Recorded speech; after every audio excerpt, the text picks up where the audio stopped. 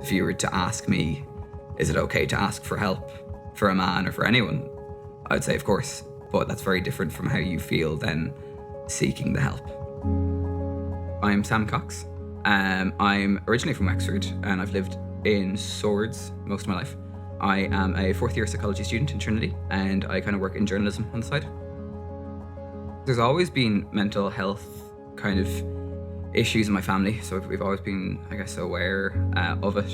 For me, it's kind of taken a backseat maybe, and I didn't realize how bad it had gotten and was getting. The idea that anything was wrong or that I was anxious or kind of having problems at all, I don't think I even believed it. It was actually panic attacks that I didn't even realize were panic attacks. I had no idea what was going on. I couldn't breathe and thought I was going to throw up and kind of went, okay, that maybe wasn't normal. I don't know what that was, and I don't think it's a bug, or I don't think I'm sick. But there was the kind of that moment of panic, and then it happened again the next day on the bus.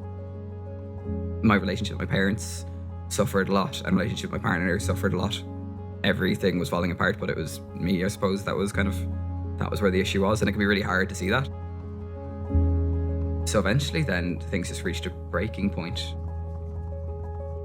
Went to a therapist, and kind of the minute I sat down, I realised kind of that it was the right decision and that this needed to happen, and that it was a really good decision. The therapist instantly kind of put me at ease, and like within the first 15 minutes was very much so I kind of knew it was a right fit. As difficulties would arise, I could kind of text him or link in with him again. There is definitely a relationship there that I think is quite helpful and unique, I guess, in my life.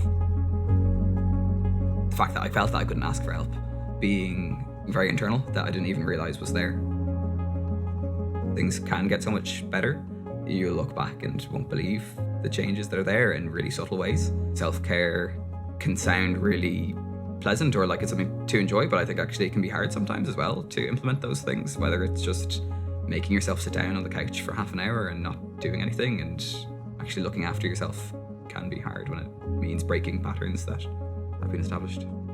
I try and find something that I really just genuinely enjoy for the sake of enjoying it, which for me is drinking coffee in the morning. And actually when things got really bad, that was the one thing that I kind of had any joy in, was drinking coffee, and it was just at least looking forward to the next day because there was another kind of cup of coffee. In a really strange way, looking after yourself can probably be one of the best things you can do to look after someone else, because then you can be there and you can be there with them and help them.